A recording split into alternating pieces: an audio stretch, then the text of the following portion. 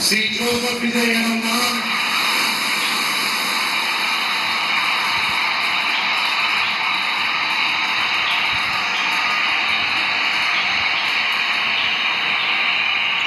சட்டப்படி அமைக்கப்பெற்ற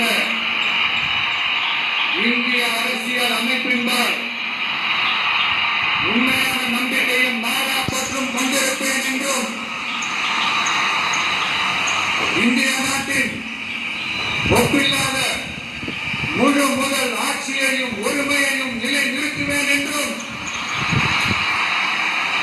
தமிழ்நாட்டு அரசின் முதலமைச்சராக உண்மையாகவும் உளச்சான்றின்படியும் என் கடமைகளை நிறைவேற்றுவேன் என்றும் அரசியல் அமைப்பிற்கும் சட்டத்திற்கும் இணங்க அச்சமும் ஒருதலை